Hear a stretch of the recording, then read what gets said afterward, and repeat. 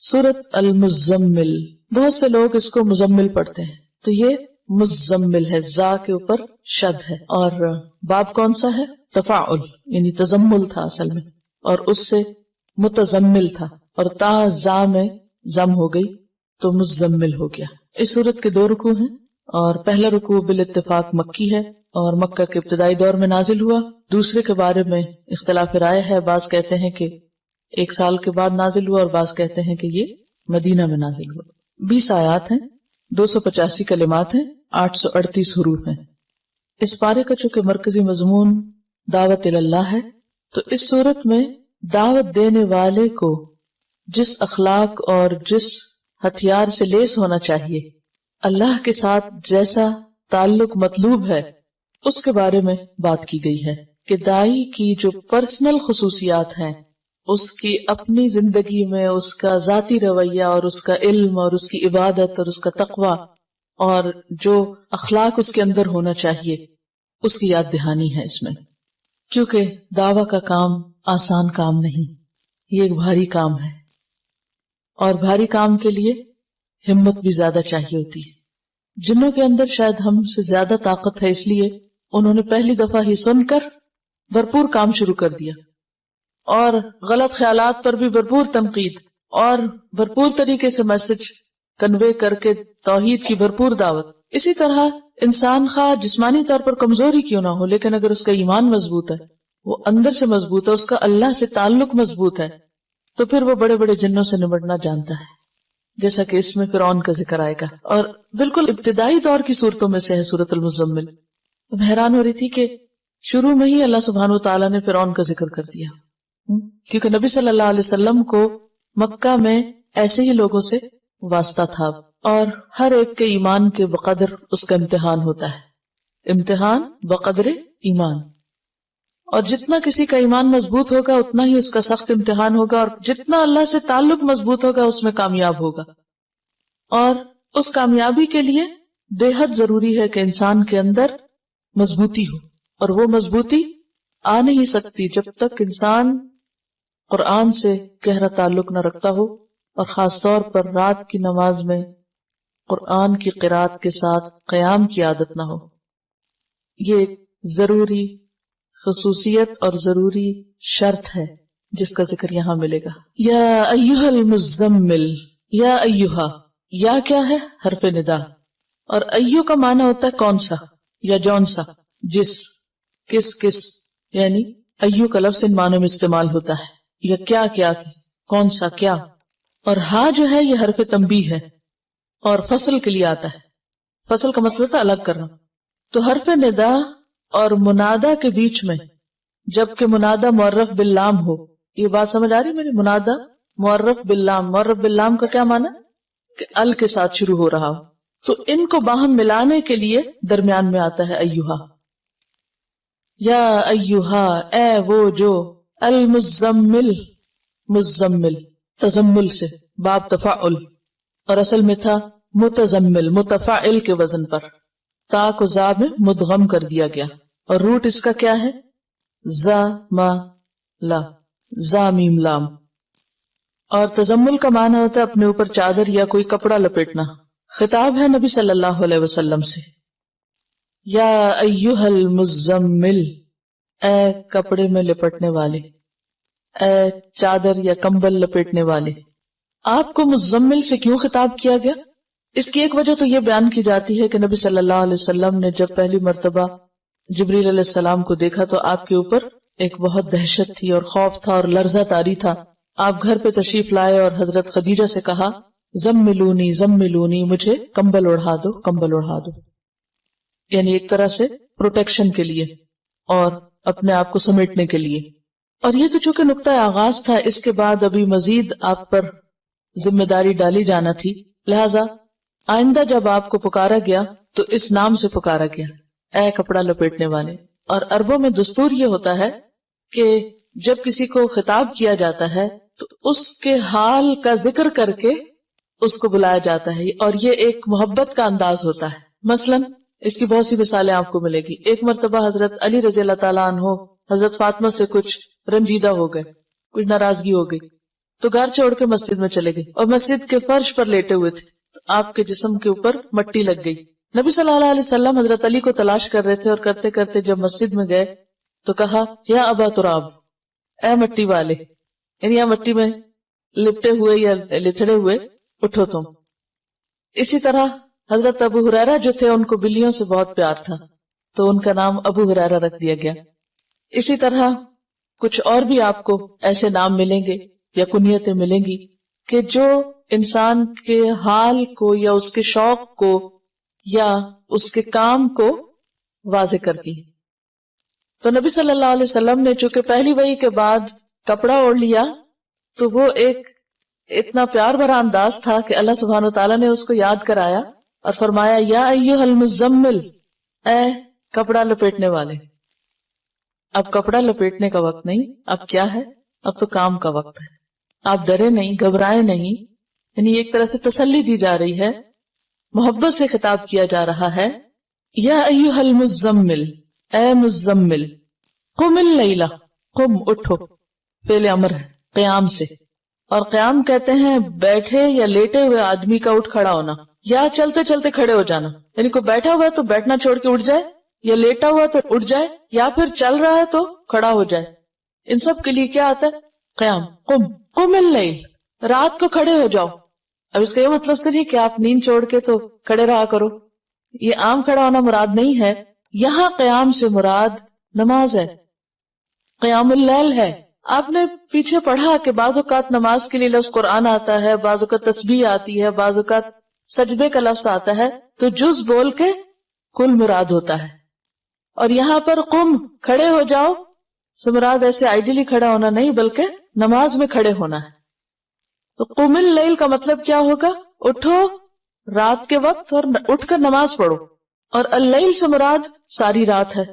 لیکن اگلے حرف استثناء نے، حرف استثناء کون سا؟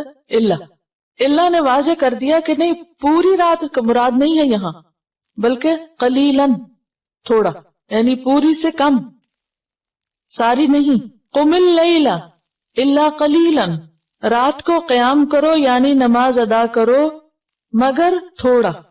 اب کتنا تھوڑا؟ نصفہ، اس کا آدھا، یعنی نصف اللیل، آدھی رات. او انقص منہ، یا کم کر لو اس میں سے بھی. کس میں سے؟ آدھی میں سے بھی. آدھی کا پھر کم کیا ہوگا؟ تہائی ہو جائے گا، 1/3 ہو جائے گا، ٹھیک ہے. یا پھر اس کا بھی کم کریں تو چوتھائی ہو جائے گا، یعنی نصف النصف کریں تو چوتھا حصہ رہ جائے گا. یعنی ایک کا آدھا کریں، ایک کے 2 حصے کریں تو کیا ہوگا؟ نصف کریں تو آدھا کہلائے گا، اور نصف کو نصف کر دے تو چوتھائی ہو جائے گا، کوارٹر ہو جائے گا. او انقص منہ قلیلاً، تھوڑا سا. تو اس کا مطلب یہ ہے کہ بالکل آدھا نہیں کرنا بلکہ اس میں سے کچھ ہی کم کرنا ہے، یعنی تہائی رات. او زد علیہ، یا اس پر زیادہ کر لو، یعنی نصف پر. تو نصف یا آدھا جو ہے، ہاف جو ہے، وہ کیا ہے؟ سٹینڈرڈ. کبھی آدھے سے کم کر لو یا اس سے بھی تھوڑا کم، یا آدھے سے کچھ زیادہ بھی کر لو. تو ڈیپینڈ کرتا ہے کہ جیسے بھی حالات ہیں. اب اس دور میں گھڑیاں تو تھی نہیں، کوئی الارم کلاک نہیں تھے، موبائل نہیں تھے، کوئی اور کمپیوٹر ایسا نہیں تھا کہ جس پر آپ الارم لگا لیں اور آپ کو جگا دے، تو آپ کو خود ہی اٹھنا ہے. اور پھر ایسی لائٹس بھی نہیں تھی کہ آپ اس میں کچھ دیکھ سکیں، اور وقت کا کوئی پیمانہ تھا ہی نہیں نا. ذرا آپ سوچیں، آج ذرا تصور کریں کسی ایسے دور کا کہ جہاں گھڑی نہ ہو. ہمارا تو سارا دن کس کے گرد گھومتا ہے؟ گھڑی کی سوئی کیا گھومتی ہے، اس سے زیادہ شاید ہم خود گھوم رہے ہوتے ہیں کاموں میں. اور ہر تھوڑی دیر بعد ہمیں وقت دیکھنے کی ضرورت ہوتی ہے کہ اچھا اب کہاں پہنچے ہم. لیکن اس دور میں کوئی گھڑی تھی ہی نہیں. اب کیسے پتا چلے آدھی رات ہو گئی؟ اب وہ ستاروں سے اندازہ لگاتے تھے. بعض اوقات یہ ہے کہ بادل ہوں تو وہ بھی نہیں پتا چلتا. آج کل بھی آپ دیکھیں بادل ہوں اور آپ گھڑی نہ دیکھیں تو آپ کی تو فجر بھی چلی جائے. تو اگرچہ اللہ سبحانہ تعالیٰ نے ایک ایسا نظام انسان کے جسم کے اندر رکھا ہے کہ جسم کے اندر بھی ایک گھڑی ہے. اگر آپ اپنی عادتوں کے پابند ہوں تو وہ گھڑی آپ کو بھوک کا بھی بتا دیتی ہے کہ کھانے کا ٹائم ہو گیا. اگر آپ کی عادت درست ہو. یہ الگ بات ہے کہ کچھ لوگوں کی کوئی عادت نہیں ہوتی، ہر وقت کچھ کھاتے ہیں تو اس سے انہیں نہیں پتا چلتا اب کھانے کا ٹائم ہے یا نہیں. جیسے بچے آپ دیکھیں تو ان کے کھانے کے اوقات مقرر کرنا بہت مشکل ہوتا ہے کیونکہ ہر وقت کچھ کھاتے رہتے. اسی طرح سونے کے اوقات میں جن لوگوں کی کوئی ریگولیرٹی نہیں ہوتی، کبھی ساری رات جاگ رہے ہیں، کبھی کسی وقت سو رہے ہیں، کبھی کب سو رہے ہیں کب جاگ رہے ہیں، تو ان لوگوں کی زندگی میں پھر کوئی طریقہ نہیں ہوتا. لیکن جو لوگ اصولوں کے پابند ہوتے ہیں، فطرت پر ہوتے ہیں، وہ وقت پہ سوتے ہیں، وقت پہ جاگتے ہیں، تو ان کی ایک نیچرل گھڑیاں بھی بن جاتی ہیں. وہ اگر نہ بھی الارم لگائیں تو اس کے بغیر بھی اٹھ جاتے ہیں. تو پہلے دور کے لوگ فطرت پر تھے، سورج غروب ہونے کے بعد کچھ ضروری کام کاج کیے اور سو گئے، اور پھر ایک مخصوص ضرورت ہوتی ہے، لینتھ آف ٹائم ہوتی ہے، جب انسان کی نیند پوری ہو جاتی ہے تو وہ خود بخود اٹھ جاتا ہے. تو اس گھڑی سے کام لینا ہوگا، اور اس میں یہ ہے کہ آدھی رات، اس سے بھی کم یا تھوڑا اس سے زیادہ. اور اس قیام میں کیا کرو؟ وَرَتِّلِ الْقُرْآنَ تَرْتِيلًا، اور آہستہ آہستہ پڑھو قرآن کو ترتیل کے ساتھ. آہستہ آہستہ پڑھنا، قرآن کو ٹھہر ٹھہر کر پڑھو، ترتیل. وَرَتِّلِ الْقُرْآنَ تَرْتِيلًا، اور ترتیل کا لفظ جو ہے یہ ریت لام سے ہے، اور رتلا کا معنی ہوتا ہے کسی چیز کی خوبی، آرائش اور بھلائی. اور ترتیل کیا ہے؟ سہولت اور خوبصورتی کے ساتھ، بہترین تناسب کے ساتھ کسی کلمے کو ادا کرنا، یعنی مناسب طریقے سے اس کو پڑھنا.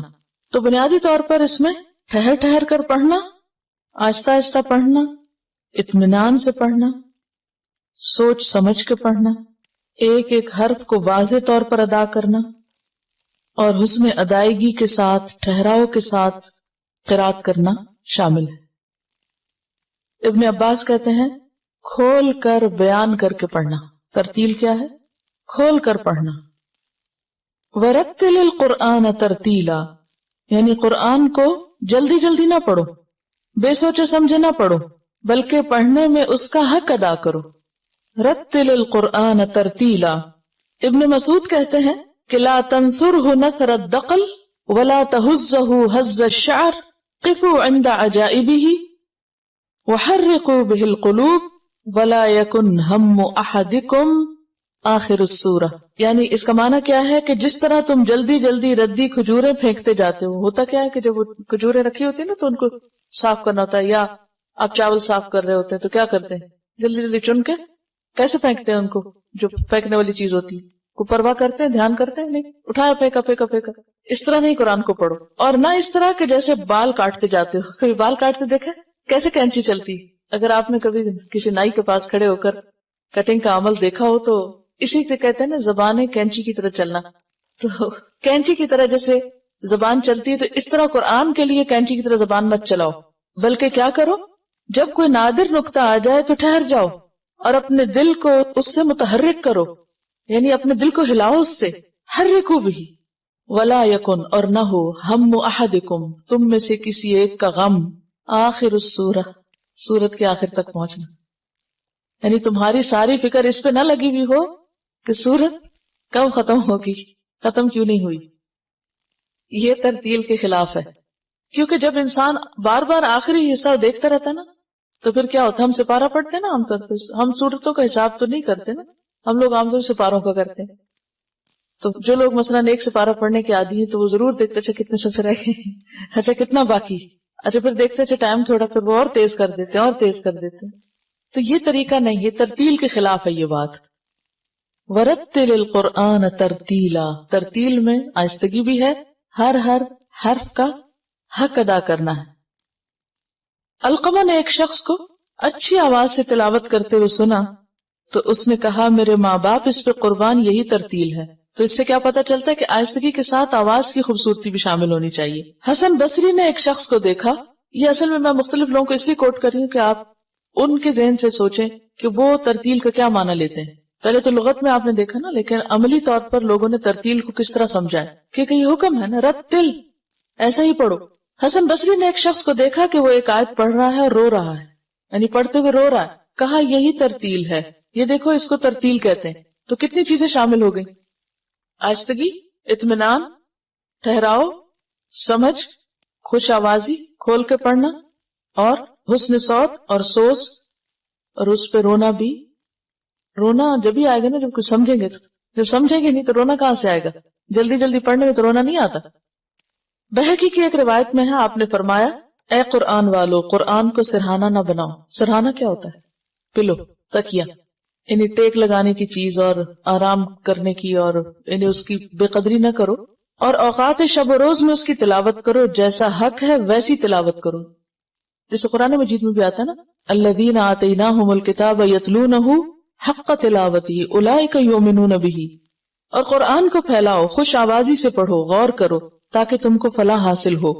اس کی قرأت جلدی جلدی نہ کرو، اور اس کی تلاوت ثواب ہے، کیونکہ قرآن کے ہر حرف پر الگ اجر ہے. اور اگر ہم نے کوئی حرف پڑھا ہی نہیں اور اس کو کھا گئے اور اس کو اس طرح پڑھا کہ وہ پتہ ہی نہیں چلا کہ کیا پڑھا، تو اس کا اجر کہاں سے آئے گا؟ پھر اسی طرح حضرت انس رضی اللہ تعالیٰ عنہ سے آپ کی قرأت کا طریقہ پوچھا گیا کہ نبی صلی اللہ علیہ وسلم کیسے پڑھتے تھے، تو انہوں نے کہا کہ آپ الفاظ کو کھینچ کھینچ کے پڑھتے تھے. مثلا انہوں نے بسم اللہ الرحمن الرحیم پڑھ کر بتایا کہ آپ اللہ رحمان اور رحیم کو مد کے ساتھ پڑھتے تھے. یہ بخاری کی روایت ہے. ام سلمہ رضی اللہ تعالیٰ عنہا سے یہی سوال کیا گیا تو انہوں نے بتایا کہ حضور ایک ایک آیت الگ الگ پڑھتے اور ہر آیت پہ ٹھہر جاتے. مثلا الحمدللہ رب العالمین پڑھ کر رک جاتے، پھر الرحمن الرحیم پر ٹھہر جاتے، اس کے بعد رک کر مالک یوم الدین کہتے. یہ مسند احمد کی روایت ہے. ترمذی کی روایت ہے، ام سلمہ کہتی ہیں کہ آپ ایک ایک لفظ واضح طور پر پڑھا کرتے تھے، ایک ایک لفظ واضح طور پہ پڑھتے. پھر اسی طرح صحیح مسلم کی روایت ہے، حضرت حذیفہ کہتے ہیں کہ ایک مرتبہ رات کی نماز میں آپ کے ساتھ کھڑا ہو گیا اور آپ کی قرات کا یہ انداز دیکھا کہ جہاں تسبیح کا موقع آیا وہاں تسبیح کی، جہاں دعا کا موقع آیا دعا مانگی، جہاں اللہ کی پناہ کا موقع آیا وہاں پناہ مانگی. ہم میں سے کتنے لوگ قرآن پڑھتے ہوئے یہ کرتے ہیں؟ جب ہم تلاوت کر رہے ہوتے ہیں تو ہمیں فکر کس بات کی ہوتی ہے؟ یعنی اپنی ذاتی تلاوت جو بھی ہم صبح میں جب بھی موقع ہو کرتے ہیں. واقعی ہمارا وہی حال ہوتا ہے کہ آخر اس سورہ کے ختم کر لیں کہ رہ نہ جائے، لیکن یہ آداب جو ہیں ان کا لحاظ نہیں رکھتے. تو جب نبی صلی اللہ علیہ وسلم پر یہ حکم نازل ہوا وَرَتِّلِ الْقُرْآنَ تَرْتِيلًا، تو آپ صلی اللہ علیہ وسلم کی تلاوت کا انداز صحابہ نے دیکھا کہ وہ صرف الفاظ اور حروف اور معنی پر ہی نہیں غور کرتے تھے، بلکہ آیات کا حق کس طرح ادا کرتے. تسبیح کا ذکر آتا، جب حکم ہوتا کہ تسبیح کرو تسبیح کرتے، کوئی جہنم جنت کی بات ہوتی ہے تو اس کے مطابق دعا کرتے. تو یہ تھی آپ کی ترتیل. آپ کو یہ بھی پتہ چلا ہوگا کہ تجوید کس کو کہتے ہیں، کیونکہ ترتیل اور تجوید میں ایک ربط ہے نا. یہ اللہ کی ہمارے ساتھ بھلائی اور خیر خواہی ہے کہ یہ جو کچھ ہم پڑھ رہے ہیں یہ آپ کی حسن نیت ہے کہ واقعی آپ سنجیدگی سے اس کو سمجھنا چاہتے ہیں، تو اللہ تعالیٰ اسباب بھی ایسی پیدا کر دیتا ہے، ان چیزوں کو خود بخود جوڑ دیتا ہے، اور وہ ایک چیز کے بعد دوسری جب آتی ہے تو وہ اس کو ری انفورس کرتی اور زیادہ بہتر طور پر سمجھ میں آتی. تو یہ جو ترتیل ہے اور تجوید ہے اس کا اہتمام بہت ضروری ہے. قرآن قیامت تک کے لیے ایک معجزہ ہے، معجزہ خالدہ اس کو کہتے ہیں. زندہ کتاب ہے اور ہر روز کچھ نہ کچھ رہنمائی اس دن کے مسائل کے اعتبار سے ہوتی ہے. تو دہرا دیتی ہوں کہ رتلا کا معنی ہوتا ہے ترتیب سے ہونا، اور قرآن کو ٹھہر کر عمدہ طریقے سے پڑھنا. اور اگر عام باتوں کے لیے لفظ استعمال ہو تو ٹھہر ٹھہر کے اچھی طرح بولنا. اور خاص طور پر معلم کے لیے بہت ضروری ہے کہ جب وہ پڑھائے یا کچھ سکھائے تو بولنے کی رفتار کو لوگوں کی سمجھنے کی رفتار سے قریب رکھے، بہت تیز نہ بولے. تو یہ ترتیل کا لفظ قرآن مجید کے لیے تو ہے ہی، لیکن قرآن مجید کی تفسیر کرتے وقت یا تعلیم دیتے وقت بھی اس کا لحاظ رکھنا چاہیے اور اس پر عمل کرنا چاہیے. اور رتل کہتے ہیں عمدہ گفتگو کو. اور عمدہ گفتگو کون سی ہوتی ہے؟ جو دوسرے کی سمجھ میں آئے. نبی صلی اللہ علیہ وسلم کا طریقہ کیا تھا؟ صحابہ کرام کیا کہتے ہیں کہ ہم آپ کے منہ سے نکلنے والے الفاظ گن سکتے تھے، یعنی وہ الگ الگ ہوتے اور ہم ان کو گن سکتے تھے. اور یہی وجہ ہے کہ آپ صلی اللہ علیہ وسلم کی باتیں بھی محفوظ کر لی گئی، ورنہ احادیث کو جمع کرنا، روایت کرنا کتنا مشکل ہوتا. تو کلام رتل کہتے ہیں عربی میں خوبصورت کلام کو، آراستہ، خوبی والا. اور اس خوبی کے لیے پھر پڑھتے وقت آواز کا زیر و بم جو ہے اس کا بھی لحاظ رکھنا چاہیے. جہاں لمبا کرنا ہو وہاں لمبا کیا جائے، جہاں شد ہو اس کو اسی طور پہ پڑھا جائے، جہاں اخفاء اظہار ہو تو ان چیزوں کو بھی ملحوظ خاطر رکھا جائے. اور تجوید کا لفظ جو ہے وہ تھوڑا سا اس سے مختلف ہے. جیم واو دال اس کا مادہ ہے، اور جودہ کا معنی ہوتا ہے حروف کو ستھرا کرنا، کھرا کرنا، عمدہ کرنا، سنوارنا. اور مراد اس سے کیا ہے؟ تجوید سے قرآن مجید کی تلاوت اس طرح کرنا کہ الفاظ اور کلمات گھٹاؤ بڑھاؤ تبدیلی اور اعراب کی غلطی سے پاک ہو. یعنی تجوید میں لازم چیز ہے کہ اعراب کی غلطی نہ ہو، زبر کو زیر کو پیش نہیں پڑا جائے. مسلمانوں کے لیے جس طرح قرآن مجید کے معانی سیکھنا، سمجھنا اور عمل کرنا لازم ہے، ایک فریضہ ہے ان پر، اسی طرح قرآن مجید کے الفاظ کا صحیح ادا کرنا بھی فریضہ ہے، اور اس کے حروف کو صحیح طور پر پڑھنا اور ایک ایک حرف کا حق ادا کرنا انتہائی ضروری ہے. جہاں نبی صلی اللہ علیہ وسلم کو حکم دیا گیا رتل القرآن ترتیلا، وہاں اللہ تعالیٰ نے اس کی نسبت اپنی طرف بھی کی ہے. سورۃ الفرقان آیت 32 میں آتا ہے وَرَتَّلْنَاهُ تَرْتِيلًا، کہ خود اللہ سبحانہ وتعالیٰ نے اس کو اسی طرح پڑھا ہے، ہم نے اسے ٹھہر ٹھہر کر ہی پڑھ کر سنایا ہے.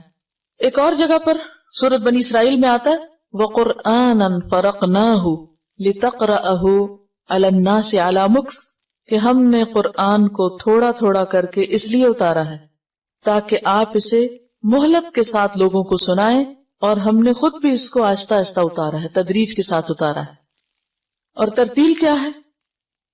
حضرت علی رضی اللہ تعالیٰ عنہ سے جب ترتیل کے معنی پوچھے گئے تو آپ نے فرمایا الترتیل ہوا تجوید الحروف ومعرفت الوقوف. حضرت علی نے کیا ڈیفینیشن کی ہے ترتیل کی؟ تجوید الحروف معرفت الوقوف. اگر یاد کر لیں زبانی تو بہت ہی اچھا ہے. تجوید الحروف یعنی حروف کو نکھار کے صاف ستھرا کر کے پڑھنا، کھرا کر کے پڑھنا. ومعرفت الوقوف، اور یہ جاننا کہ رکنا کہاں ہے، کہاں رکنا ہے کہاں نہیں رکنا. یہ کیوں اتنا ضروری ہے کہ پتا ہو کہ کہاں رکنا اور کہاں نہیں؟ جب یہ کہا نا ٹھہر ٹھہر کے، تو یہ نہیں کہ ہر بات پہ ٹھہر جاؤ اور ہر موقع پہ موقع ٹھہرتے جاؤ. یعنی جہاں ٹھہرنا چاہیے، جہاں بات مکمل ہو وہیں ٹھہرو. یہ ایک فن بھی ہے. فن سے مراد انجوائمنٹ نہیں ہے، مراد اس سے اردو والا فن، یعنی ایک سکل ہے اور ایک مہارت کی چیز ہے جس کے لیے انسان کو باقاعدہ کوشش اور محنت کرنی پڑتی. کوئی بھی ماں کے پیٹ سے یہ فن لے کے نہیں آتا. یعنی کسی کو بھی کوئی یہ نہیں کہہ سکتا گاڈ گفٹڈ اور خود ہی آ گیا. سب کو اس پہ محنت کرنی پڑتی، اور سب کے لیے لازم ہے کہ وہ اس کے لیے کوشش کرے اور اس میں مہارت حاصل کرے. یعنی یہ ایک سکل ہے، مہارت ہے، اور کسی بھی سکل کو حاصل کرنے کے لیے کیا کرنا پڑتا ہے؟ پریکٹس، کوشش، محنت، اور بار بار. یعنی کوئی شارٹ کٹ نہیں ہے اس میں کہ کوئی کہے کہ وہ خود ہی آ جائے گا یا تمنا سے اور اچھے خیالات سے یہ چیز ہمارے اندر آ جائے گی. نہیں، اس کے لیے آپ کو ایکولی کوشش کر کے خود اپنا رول پلے کرنا پڑے گا، یعنی پارٹیسپیٹ کرنا پڑے گا. تو جو لوگ قرآن پڑھتے وقت یعنی تجوید کے وقت منہ نہیں کھولتے، یا یہ کہ ان حروف کو ادا کرنے کی ایفرٹ نہیں لگاتے، وہ نہیں سیکھ سکتے. یعنی بعض لوگ شاید تھکے ہوئے ہوتے ہیں یا کیا، یا وہ اس کو ضروری نہیں سمجھتے. تو صرف سننا کافی نہیں ہے. جب تک آپ ادا نہیں کریں گے اور پوری قوت سے نہیں کریں گے تو آپ اس کا حق ادا نہیں کر سکتے. یہ بے حد ضروری. ہمارے عام طور پر جب ہم چونکہ غلط پڑھنے کی عادت ہو چکی ہے تو لہٰذا پڑھتے ہوئے بھی شرم آتی، ڈر لگتا ہے. تو بجائے اس کے کہ ہم لوگوں سے ڈریں، اللہ کا ڈر ہو. اور اللہ تعالیٰ سب سے زیادہ اس آواز پہ کان لگاتا ہے کہ جو نبی کی خوبصورت انداز میں قرآن کی پڑھی ہوئی آواز، یعنی جس آواز میں قرآن پڑھا جاتا ہے. اور یہ اللہ کا کلام ہے، اور جو شخص اس کو خوبصورتی سے پڑھتا ہے اللہ تعالیٰ کے قرب کا اس کے لیے ایک ذریعہ بنتا ہے.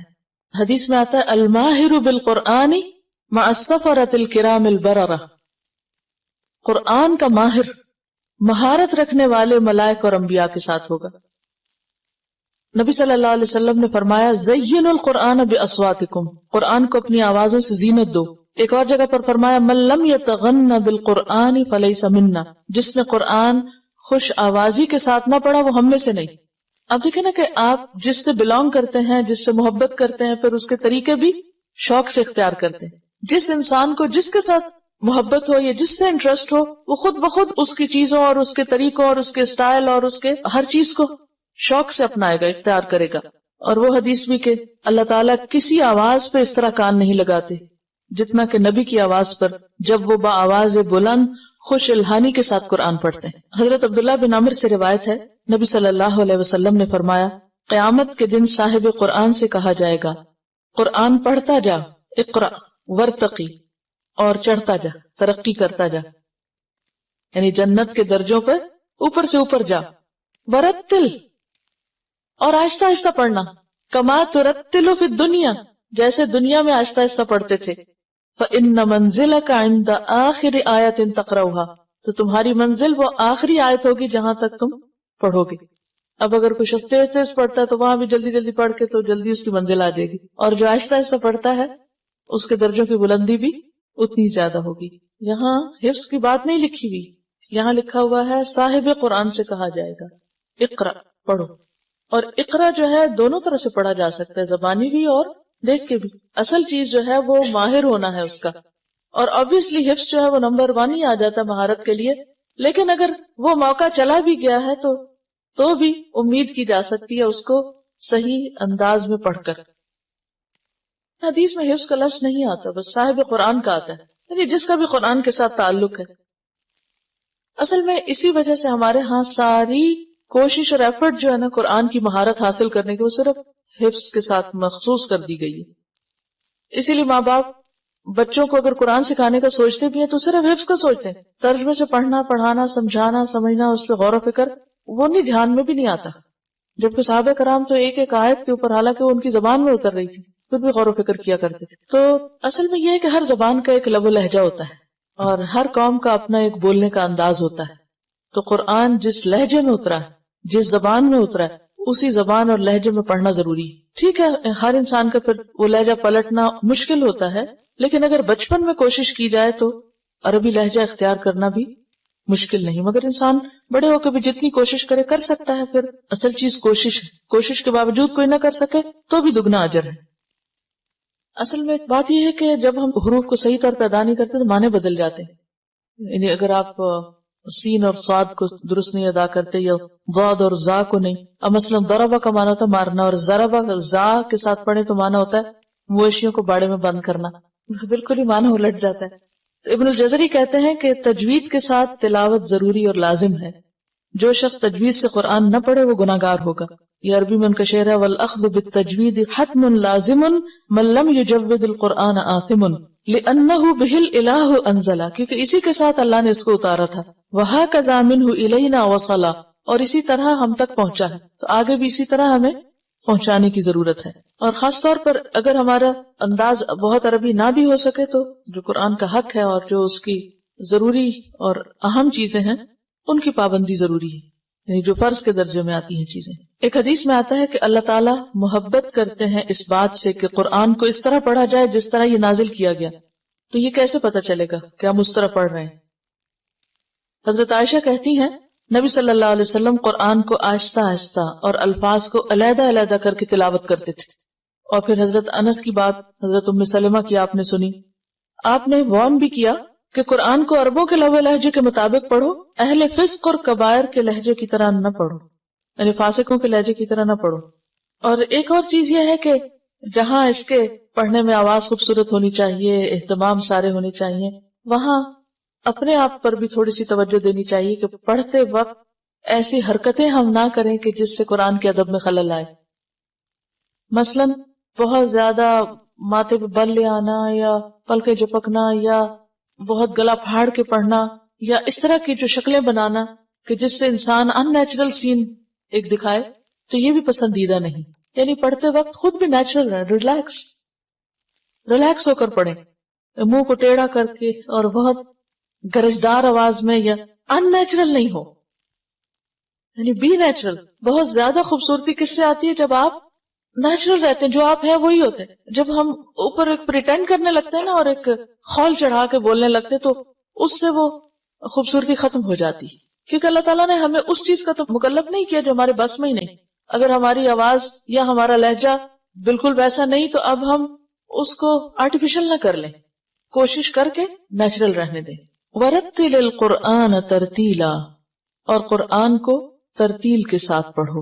انا, بے شک ہم, یعنی اللہ سبحانہ وتعالیٰ کی طرف اس کا نسبت ہے. سنلقی, ان قریب ہم ڈالیں گے, علیک, آپ پر, یعنی محمد صلی اللہ علیہ وسلم پر. کیا ڈالیں گے؟ قولاً, ایک بات. اب یہ کیا بات ہے؟ بعض نے اس سے مراد قرآن لیا ہے, اس سے مراد قرآن ہے. بعض نے کہا کہ اس سے مراد نبوت کی ذمہ داری ہے, لیکن اصل بات یہ ہے کہ یہ قرآن ہی ہے. انا سنلقی علیک قولا ثقیلا, ہم آپ پر بہت وزنی بات ڈالنے والے ہیں. ثقیل, ثقل, ثقیل کس کو کہتے ہیں؟ بھاری کو, بوجھل. تو قرآن کو یہاں کیا کہا جا رہا ہے کہ قرآن ایک بہت وزنی چیز ہے، جس کے بارے میں آپ پڑھ بھی چکے ہیں کہ لو انزلنا هذا القرآن على جبل لرأيته خاشعا متصدعا من خشية اللہ. لیکن یہ کب ہلکا ہو جاتا ہے، آسان ہو جاتا ہے، جب انسان شوق سے اور دل لگا کر اس کو سیکھتا ہے. وَلَقَدْ يَسَّرْنَا الْقُرْآنَ لِلذِّكْرِ فَهَلْ مِن مُدَّكِرٍ. بالکل ایسے ہی کہ نماز بھاری ہے. وَإِنَّهَا لَكَبِيرَةٌ إِلَّا عَلَى الْخَاشِعِينَ. جو خاشع لوگ ہیں ان پہ نماز بھاری نہیں، وہ ان کے لیے کیا ہوگی، بہت ہلکی ہو جائے گی، کیونکہ انہیں اس میں لذت آنے لگتی ہے نا. تو جس کو قرآن پڑھ کر لطف آنے لگتا ہے، جو اس کا ٹیسٹ ڈیولپ کر لیتا ہے، قرآن پھر اس کو بھاری نہیں لگتا، اس کو بوجھل نہیں لگتا، وہ بور نہیں ہوتا اس سے، وہ تھکتا نہیں، وہ اس کے لیے قولاً ثقیلا نہیں رہتا. یعنی اپنے اصل کے اعتبار سے قرآن واقعی بہت بھاری چیز ہے اور بہت غضب کی چیز ہے، لیکن جب انسان اس سے مانوس ہو جاتا ہے، اس کو سمجھنے لگتا ہے اور اس کے ساتھ سہولت سے اس کو پڑھنے لگتا ہے، تو پھر یہی چیز اس کے لیے دل کی بہار بن جاتی ہے. ان تجعل القرآن ربیع قلبی ونور بصری وجلاء حزنی وذہاب ہمی وغمی. تو پھر یہ قرآن انسان کے لیے بوجھ نہیں رہتا، اس کو اپنے لیے ایک مصیبت نہیں سمجھتا. انا سنلقی علیک قولا ثقیلا. اور اگر دیکھا جائے تو وہی اترنے کے اعتبار سے بھی یہ بہت ثقیل تھا، یعنی اس کا اترنا جو تھا وہ بھاری تھا. اس میں آپ نے وہ حضرت زید بن ثابت کی روایت پہلے بھی کبھی سنی ہوگی کہ آپ صلی اللہ علیہ وسلم ان کے پاس بیٹھے ہوئے تھے اور آپ کا یہ جو زانو یا گھٹنا تھا وہ ان کے گھٹنے پر تھا. بعض اوقات جگہ تنگ ہوتی ہے تو دو لوگ پاس پاس بیٹھے ہوئے ہیں تو ایک کا گھٹنا دوسرے کے اوپر آ جاتا ہے، تو آپ اسی طرح بیٹھے ہوئے تھے کہ وہی نازل ہونے لگی. حضرت زید کہتے کہ مجھے لگتا تھا کہ آپ کے گھٹنے کے بوجھ سے میرا گھٹنا ٹوٹ جائے گا، آپ کے زانوں کے بوجھ سے میرے زانوں ٹوٹ جائے گی، میری ٹانگ ٹوٹ جائے گی. حضرت عائشہ فرماتی ہیں کہ سخت سردی کے موسم میں وہی جب نازل ہونے لگتی تو آپ کے چہرے سے پسینے کی لڑیاں بہنے لگتی تھی. ایک اور روایت میں آتا ہے، حضرت عائشہ کی روایت ہے کہ جب وہی نازل ہوتی اور آپ اونٹنی پر ہوتے تو اونٹنی موو نہیں کر سکتی تھی، اس کا سینہ زمین سے لگ جاتا، یوں لگتا تھا جیسے ٹوٹ جائے گی کمر اس کی.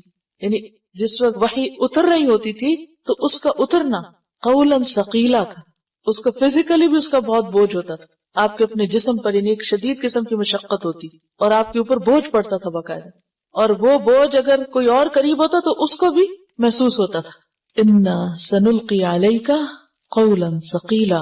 ایک بہت اہم نقطہ ہے کہ ماں باپ کی بہت خواہش ہوتی ہے کہ بچے حافظ بنے، ہر ماں باپ کی ہوتی ہے ایک طرح سے، یعنی جن کو بھی ذرا دین سے محبت ہوتی ہے، اللہ سے محبت ہوتی ہے، ان کا دل چاہتا ہے کہ ان کے بچے حافظ بنے، خود چاہے کچھ نہ پڑھیں لیکن بچوں کے حفظ کا سب کو شوق ہوتا ہے. اکثر ماں باپ سے میں نے یہ سنا ہے جو بچوں کو حفظ کراتے ہیں کہ بڑا مشکل ہے، بچے ہاتھ نہیں آتے، بچے بہت زیادہ شرارتی ہو گئے ہیں، یا بچے سیکھنا نہیں چاہتے. بلکہ اس دفعہ جب نگٹ میں درس تھا تو ایک خاتون آئی اپنے بچوں کو لے کر کہنے لگی کہ میں ان کو حفظ کرا رہی ہوں لیکن یہ بچے آگے سے ضد کرتے ہیں، کہتے ہیں آپ ہمیں کیوں مجبور کرتی ہیں، ہمارے لیے بہت بھاری ہے، بہت مشکل ہے. اور یہ حقیقت ہے کہ ہے بھاری کلام، آسان نہیں ہے. اگر آپ میں سے کوئی بھی اس ان ناشئۃ اللیل، ان بے شک ناشئۃ اللیل رات کا اٹھنا، کھڑا ہونا، نشا کا مطلب ہوتا ہے نا پیدا ہونا، یعنی پودے کا اگنا، نشو نما بھی اسی سے ہے. آپ نے کبھی بیج سے تنا کھڑے ہوتے دیکھا؟ یوں لگتا ہے نا جیسے جھکی ہوئی چیز سیدھی کھڑی ہو گئی، یوں لگتا ہے جیسے کوئی سویا ہوا تھا اٹھ کھڑا ہوا. یعنی بیج سے جب پودا بن کے نکل رہا ہوتا ہے نا تو پہلے وہ ایسے جھکا ہوا ہوتا ہے، پھر وہ سیدھا کھڑا ہو جاتا ہے، جیسے کوئی سوئی ہوئی چیز، باقاعدہ لگتا ہے کہ سوئی ہوئی چیز جاگی ہے. جب انسان سو کر اٹھتا ہے تو وہ بھی پہلے یعنی آدھا اٹھتا ہے، پھر اٹھتا اٹھتا کھڑا ہوتا ہے، بیٹھتا ہے پہلے. اب لیٹے ہوئے کھڑے نہیں ہو سکتے بلکہ کیا کرتے ہیں، لیٹ کے بیٹھتے پھر کھڑے ہوتے ہیں. تو یہ ہے اٹھنا. تو ناشئہ ہوتا ہے اناشئہ، عافیہ کی طرح سو کر اٹھنا، سوئے بغیر اٹھنا نہیں. کیا بیٹھے ہوئے تو بیٹھے ہوئے، وہ کیا تھا قم اللیلہ ہے. اور یہ کیا ہے ناشئۃ اللیل، وہاں قم اللیلہ یا ناشئۃ اللیل ہے. بعض لوگ کہتے ہیں نا اچھا ہم رات دیر تک جاگتے ہیں پھر تہجد پڑھ لیں، بے شک پڑھ لیں، نفل تو آپ کبھی بھی پڑھ لیں گے، مگر جو اصل تہجد ہے وہ سو کر اٹھنے والے ہیں، سو کر اٹھ کے پڑھے جاتے ہیں. تو یہاں اسی کا ذکر ہے ناشئۃ اللیل، رات کو کھڑے ہونا یعنی سونے کے بعد اٹھنا، نیند توڑنا. ہی اشد وطئا، ہی وہ یعنی یہ عمل جو ہے اشد بہت شدید ہے. اور شدید کا معنی کیا ہوتا ہے؟ قوی، مضبوط. ٹھیک ہے، سخت معنی ہے، ٹھیک ہے یہ معنی بھی، لیکن قوت کا معنی یاد رکھا کریں شدت میں، شدید میں. یہ اشد نہایت سخت ہے، بہت مضبوط ہے. وطئن نفس کو چلنے میں. وطئن کا لفظ جو ہے وطأ کا معنی ہوتا ہے کسی چیز کو پاؤں کے نیچے روندنا، اور وطئن کا معنی تکلیف، مشقت، دشواری. یعنی بہت دشوار ہے، بڑا مشکل کام ہے. ایک معنی تو یہ ہوا. اور پھر وطأ کا معنی پاؤں کے نیچے روندنا اگر ہوا تو اس سے مراد کیا ہے کہ کچلنے کے اعتبار سے. لیکن کس کو کچلنا ہے یہاں؟ اپنے آپ کو. نفس کشی کے اعتبار سے، اپنے نفس کو سیدھا کرنے کے اعتبار سے بہت مفید نسخہ ہے، کیونکہ اس وقت سارے کام نفس کے خلاف ہوتے. سب سے پہلے تو اٹھنا، آنکھیں کھولنا، اور پھر گرم بستر چھوڑنا، پھر وضو کرنا، اور پھر قیام کرنا. کہاں لیٹے ہوئے تھے اور اب آپ کھڑے ہیں. اور پھر سارے ہی سو رہے ہوں تو اس وقت اٹھنا، اور پھر قرآن بھی پڑھنا، اور پھر کھڑے ہو کر پڑھنا، اور پھر رتل القرآن ترتیلا کرنا، سمجھنا بھی اور خوبصورت آواز بھی اور صحیح پڑھنا بھی، اور پھر جہاں جیسی آیات ہیں اس کے مطابق پڑھنا. یہ واقعی نفس کی اصلاح کا بہترین نسخہ ہے، کارگر، مؤثر ترین، مجرب نسخہ ہے. اور ایک داعی کے لیے، دین کی دعوت دینے والے کے لیے ایک لازمی انگریڈینٹ، اس کی زندگی کا لازمی حصہ. اس کے بغیر کام نہیں ہو سکتا. جب آپ کا اپنا ہی اللہ سے تعلق کچا ہے، آپ لوگوں کو کہاں سے جوڑنے چلیں؟ اگر آپ خود اللہ سے مضبوط تعلق رکھتے ہیں قرآن کے ذریعے، نماز کے ذریعے، تو لوگوں کو بھی اللہ سے جوڑ لیں گے. اور اگر آپ کی اپنی زندگی میں نہیں تو پھر باتیں جو ہیں وہ ہلکی ہو جاتی ہیں، پھر اوپر رہتی. تو ان ناشئۃ اللیل ہی اشد وطئن. اور وطئن کا لفظ اگر معاطات سے ہو یعنی با مفعلہ سے، تو اس کا معنی ہوتا ہے کان اور دل کی موافقت، یعنی جو انسان بول کے سن رہا ہو وہ دل میں بھی جا رہا ہو. تو رات کا وقت جو ہے، اور رات کو جب انسان سو کے اٹھتا ہے اور صبح فریش ہوتا ہے اگر ٹائم پر سویا ہو، اس وقت دماغ جتنا تازہ ہوتا ہے اور اس میں جو قرآن سنا جاتا ہے اور جو پڑھا جاتا ہے وہ پھر دل پر بہت اچھی طرح اترتا ہے اور نفس کی اصلاح کے لیے بہت فائدہ مند ہوتا ہے. یعنی قرآن سمجھنے کا بہترین وقت ہے اور اپنے اندر جذب کرنے کا خاص طور پر. وہ اقوم قیلا، اور زیادہ سیدھا، اقوام قائم سے، اور زیادہ سیدھا، قیلا قول کے اعتبار سے. یعنی انسان کو جب خود اچھی سمجھ آتی ہے تو پھر اسے دوسرے کو بات سمجھانا بھی آسان ہو جاتا ہے، بات میں بھی مضبوطی آتی ہے کیونکہ کلیئر انڈرسٹینڈنگ ہوتی ہے انسان کی اپنی. اگر آپ کی اپنی انڈرسٹینڈنگ واضح ہے تو پھر جب آپ بتا رہے ہیں تو وہ بھی کیا ہوگا؟ بہت درست ہوگا. کیونکہ بتاتے ہوئے عام طور پر یہ ہوتا ہے نا، پتہ نہیں میں ٹھیک بتا رہا ہوں یا نہیں بتا رہا اور صحیح ہے کہ نہیں ہے. تو یہ کانفیڈنس کہاں سے ملتا ہے؟ تہجد کی نماز سے ملتا ہے. اور پھر آپ دیکھیے کہ قیلا کا لفظ جو ہے، چونکہ قیل قول کے لیے آتا ہے، بات کے لیے، تو بات میں پھر سب سے پہلے تو اس سے انسان کا اپنا بولنا بھی مراد ہے اور قرآن بھی مراد ہے، یعنی اللہ کا قول.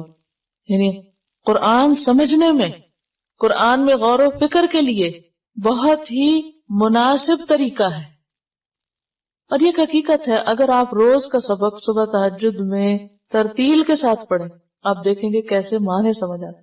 جو فریش مائنڈ ہوتا ہے نا انسان کا، ایسے ایسے اور آئیڈیاز آ رہے ہوتے ہیں کہ جو دن کے جمیلوں میں نہیں آتے. اس وقت گہرے قسم کے خیالات آتے ہیں کیونکہ سکون ہوتا ہے نا، یکسوئی ہوتی ہے. تو تھوڑا سا انسان اپنی عادات کی اصلاح کر لے، ذرا جلدی سونے کی فکر کرے تو نیند بھی پوری ہو جاتی ہے اور اٹھنا بھی آسان. ان ناشئۃ اللیل ہی اشد وطئا واقوم قیلا. اور پھر آپ دیکھیے کہ رات کے وقت جو دعائیں قبول ہوتی ہیں اور اللہ کا قرب جو نصیب ہوتا ہے، حدیث میں آتا ہے جب رات کا تیسرا حصہ رہ جاتا ہے تو ہمارا پروردگار پہلے آسمان پر اجلال فرماتا ہے اور فرماتا ہے کون ہے جو مجھ سے دعا مانگ رہا ہے کہ میں اس کی دعا قبول کر لوں، کون ہے جو مجھ سے سوال کر رہا ہے میں اس کو دوں، کون ہے جو گناہوں کی معافی چاہتا ہے میں اس کو معاف کر دوں، بخش دوں. اللہ تعالیٰ خود پکارتے ہیں، اللہ تعالیٰ متوجہ ہے آپ کی طرف. اس وقت تڑپ کر اٹھیں، ترس کر اٹھیں اور خوب مانگے. وبالاسحار ہم یستغفرون. سحری کی استغفار خاص طور پر بہترین دعا ہے. اور یہ حقیقت ہے کہ رات کو سو کے تہجد کے وقت جاگنا جو ہے یہ صرف اللہ ہی کے لیے ہو سکتا ہے، یعنی اللہ ہی کے لیے بندہ اٹھتا ہے، ورنہ کسی بھی کام کے لیے اٹھے تو اس کے لیے رات کے پچھلے پہر میں مزے کی نیند آ رہی ہوتی ہے، تو انسان کے لیے اٹھنا مشکل ہوتا ہے۔ بغوی کی ایک روایت میں آتا ہے کہ 3 آدمیوں کو دیکھ کر اللہ تعالیٰ ہنستا ہے، یعنی خوش ہوتا ہے۔ رات کو تہجد پڑھنے والا، نمبر 2 نماز کے لیے صفیں باندھنے والے یعنی درست صف کرنے والے، اور نمبر 3 میدان جنگ میں اپنی صفوں کو درست کرنے والے۔ نماز میں جو ڈسپلن ہے اور جنگ کے وقت جو ترتیب اور ڈسپلن ہے وہ اللہ کو بہت پسند ہے، اسی لیے آپ دیکھیں کہ 2 وقت کی دعا رد ہی نہیں کی جاتی، ایک جب تکبیر ہوتی ہے اور نماز کے لیے صفیں بن جاتی ہیں، اور دوسرے جو مجاہد فی سبیل اللہ صف میں کھڑے ہوتے ہیں اس وقت کی دعا رد نہیں ہوتی، یعنی اللہ تعالیٰ بندے سے بہت راضی ہوتا ہے اس وقت۔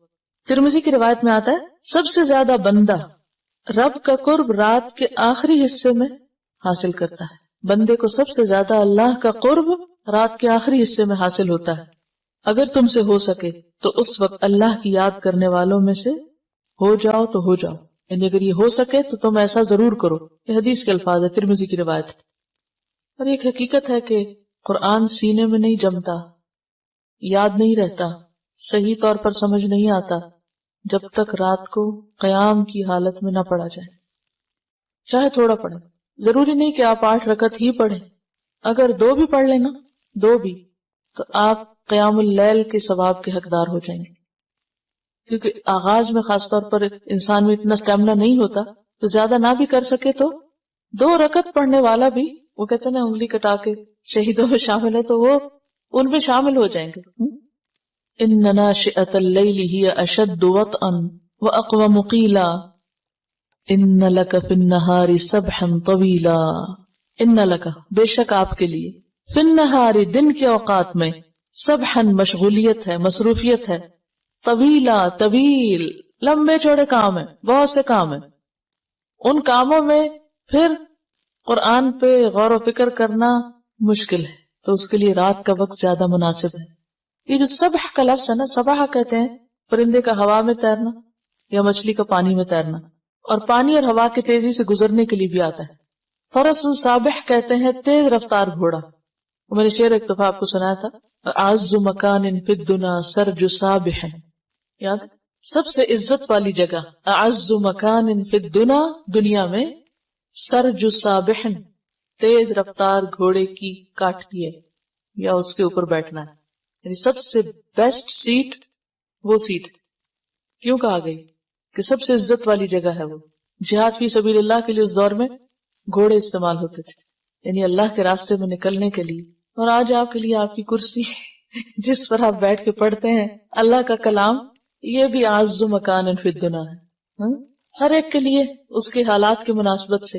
اور اصل میں بات یہ ہے کہ جن جگہوں پر جس مقام پر بیٹھ کر کوئی اللہ کا ذکر کرتا ہے اور ان جگہوں کو اللہ کے ذکر کے لیے خاص کر لیا جاتا ہے، جیسے مساجد ہیں، کل ان کے بارے میں پڑھا، تو ان جگہوں کی بھی اور ان چیزوں کی بھی اپنی ایک ویلیو ہو جاتی ہے، ان کے ساتھ بھی ایک خاص قسم کی اٹیچمنٹ ہو جاتی ہے۔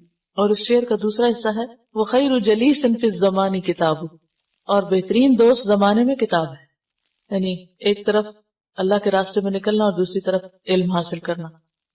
ان لک فی النہار سبحا طویلا، آپ کے لیے دن میں طویل مشغولیت ہے، اور اگر سبحن کو تسبیح کے معنی میں لیں تو مراد یہ ہے کہ دن میں طویل اوقات میں آپ تسبیح کر سکتے ہیں، یعنی ذکر تسبیح پڑھنا جو ہے یا تسبیح کرنا وہ تو دن میں بھی ہو سکتا ہے، لیکن رات کے لیے کون سی عبادت بہترین ہے؟ قرآن کی تلاوت، قرآن پڑھنا۔ تسبیح تو آپ چلتے پھرتے اٹھتے بیٹھتے کسی وقت بھی کر سکتے ہیں۔ وَاذْكُرِ اسْمَ رَبِّكَ، اور ذکر کرو اپنے رب کا نام، یاد کرو اپنے رب کا نام، یعنی ذکر کرتے رہو۔ وَتَبَتَّلْ إِلَيْهِ تَبْتِيلًا، اور منقطع ہو جاؤ اس کی طرف، سب سے کٹ کر منقطع ہونا، سب سے منقطع ہو کر اس سے تعلق قائم کر لو، اس کی طرف مائل ہو جاؤ۔ اس کا یہ مطلب نہیں کہ لوگوں سے ملنا جلنا چھوڑ دو، یہ نہیں کہا جا رہا، اس کا مطلب یہ ہے کہ جب عبادت کے لمحات ہوں، اللہ کے ذکر کا وقت ہو، تو پھر لوگوں سے اجنبی ہو جاؤ، پوری یکسوئی سے عبادت کرو، اللہ سے تعلق مخلوق کے تعلق پر غالب ہو، یعنی جب ہمارا بندوں کے ساتھ معاملہ ہو رہا ہو تو اس وقت بھی ہمارے دل میں اللہ کی یاد ہو، لیکن جب ہم اللہ کو یاد کر رہے ہوں، قرآن پڑھ رہے ہوں، تو پھر کیا کریں؟ دنیا کی باتیں اور یادیں ایک طرف رکھ دیں. ہم میں سے کتنے جو یہ کر سکتے کہ رات کو نماز پڑھتے وقت دنیا کی باتیں نہ سوچیں. یہ ہے تبتل الیہ تبتیلا. یا یہ نہیں کہا گیا کہ آپ دنیا چھوڑ دیں، تارک دنیا فقیر بن جائیں اور نہ شادی کریں اور نہ ہی دنیا کا کوئی کام نہیں. وہ تو حدیث میں واضح طور پر آتا ہے ان لنفسک علیک حق، ان لاہلک علیک حق، وان لضیفک علیک حق. تو انسانوں سے تو میل ملاقات، ضروریات زندگی سب ہوتی رہیں گی، لیکن تبتل الیہ تبدیلا کیا ہے کہ جب اللہ کی عبادت کے لیے جیسے تہجد کی نماز میں یا اور اسی طرح جو خاص عبادات ہیں ان میں اللہ کی طرف جب متوجہ ہو، ہر چیز سے ڈیٹیچ کر لو اپنے آپ، اور اللہ کی محبت ہر محبت پر غالب آ جائے، اللہ سے تعلق ہر تعلق پر چھا جائے. اور بطالہ کا لفظ ہے نا، تبتل کا لفظ، یہ بھی باب تفاعل ہے. بطالہ کہتے ہیں کسی چیز کو کاٹ کر کسی سے جدا کرنا، کسی چیز کو کاٹ کے دوسرے سے الگ کرنا، یعنی اپنے آپ کو لوگوں سے، بندوں سے کاٹ کر، ہٹا کر الگ اللہ کی عبادت کے لیے خالص ہو جاؤ.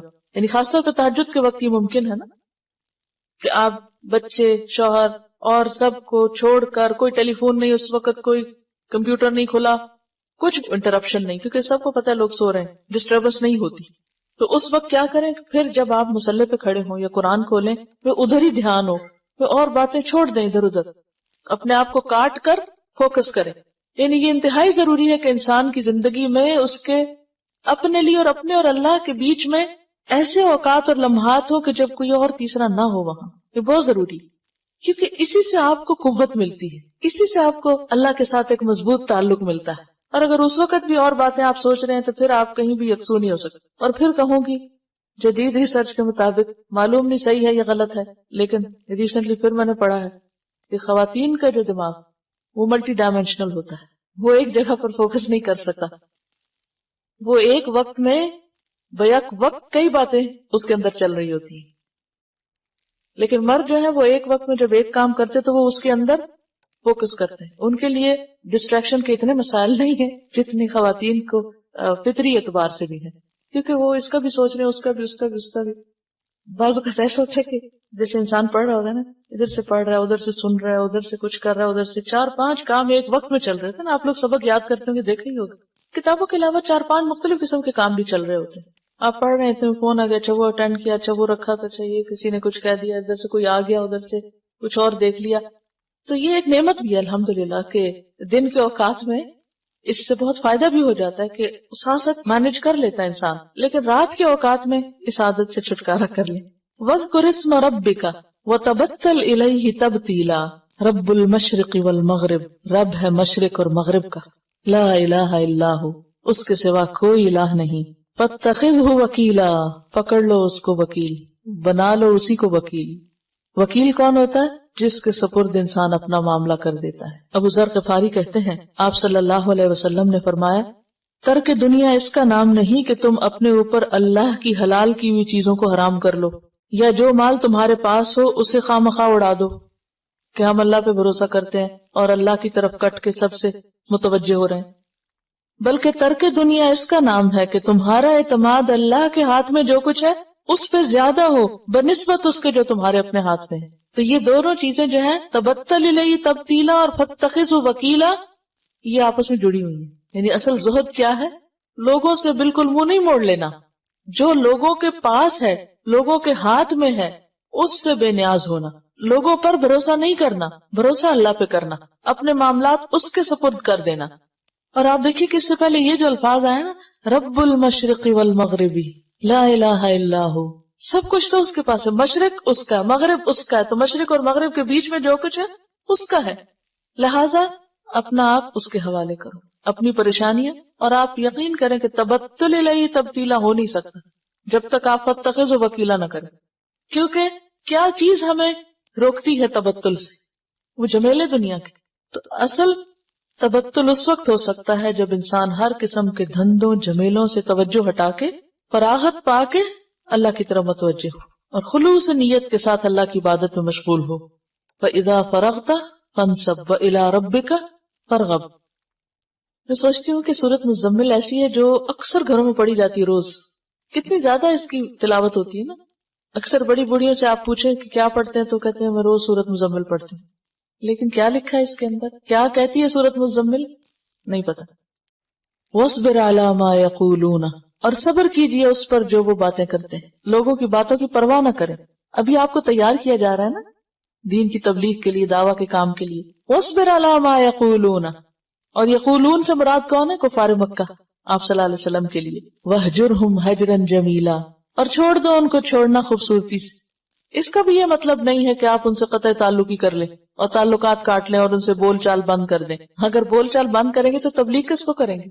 تو مراد کیا ہے اس سے؟ پھر ان کی طعن و تشنیع کو برداشت کر لیں، ان کی باتوں پر ان کو ملامت نہ کریں، عتاب نہ کریں۔ وَاصْبِرْ عَلَىٰ مَا يَقُولُونَ وَاهْجُرْهُمْ، یعنی ان کو نہیں چھوڑنا، ان کی جو باتیں ہیں ان کی پرواہ نہ کریں، اس پر آپ پریشان نہ ہوں۔ اور کس طرح اگنور کریں، اعراض برتے، حجرن جمیلا، خوبصورتی کے ساتھ۔ اور یہ جو ہاجرہ ہے، ہجرت کا لفظ بھی اسی سے، کیونکہ ہجرت بھی انسان کیوں کرتا ہے؟ جب لوگ ستاتے ہیں تو پھر انسان وہاں سے اٹھ کے کہیں اور چلا جاتا ہے۔ رات ہی مراد نہیں ہے، رات کا وقت بہترین ہے اس کے لیے، لیکن دن میں بھی انسان لوگوں کے ساتھ تعلق رکھے، مگر ایسا تعلق نہیں جو اللہ سے تعلق میں حائل ہو جائے۔ یہ اصل بات ہے، نقطہ۔ لوگوں سے تعلق تو نہیں توڑنا، اور نہ اسلام یہ سکھاتا ہے۔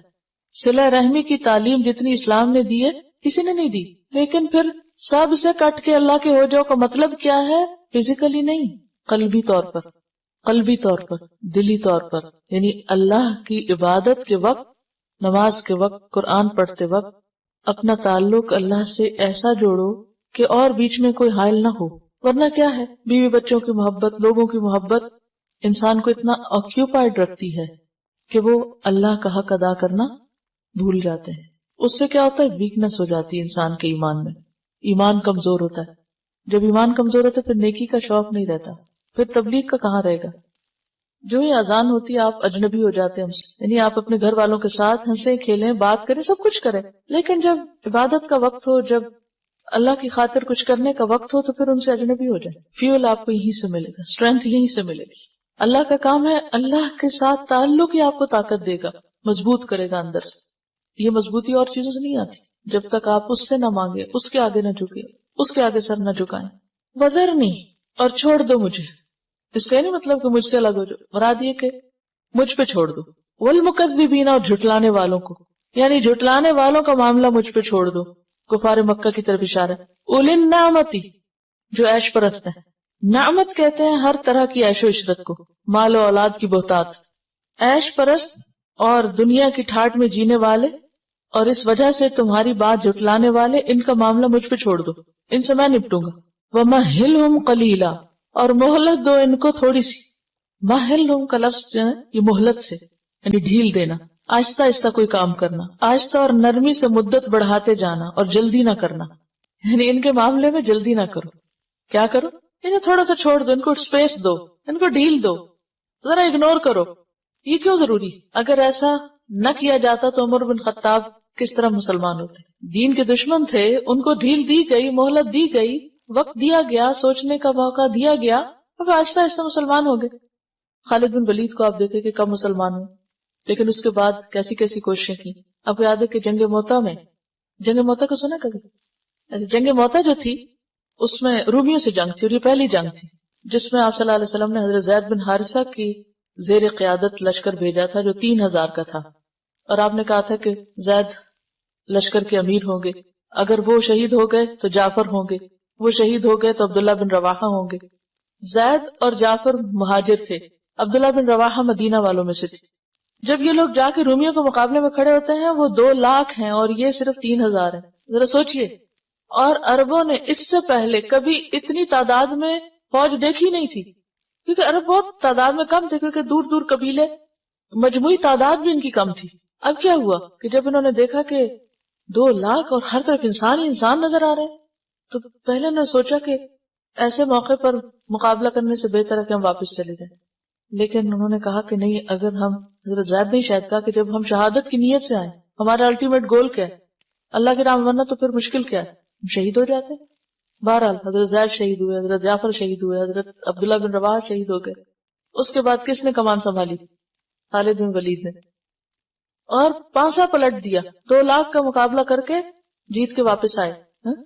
تو خالد بن ولید کو اگر مہلت نہ دی جاتی، یہ ولید بن مغیرہ کے بیٹے ہیں، تو کوئی کتنا بھی دین کا دشمن، مہلت دیں اس کو، کوئی کیسی بھی خلاف باتیں کرے، کچھ بھی کرے، مہلت دیں، تھوڑی ڈھیل دیں اس کو، تھوڑا سمجھنے کا موقع دیں. یہ تو اللہ کا کام ہے، کوئی پتہ نہیں کل اللہ اس کو دین میں شامل کر دے اور وہی آپ کے لیے وہ کام کر دے جو آپ خود نہ کر سکیں. تو اسلام کو ہمیشہ کامیابی ہوئی ہے نئے بلڈ کے شامل ہونے سے، اور نیا بلڈ اسلام میں شامل ہوتا ہے برداشت سے، حوصلے سے، اعراض سے.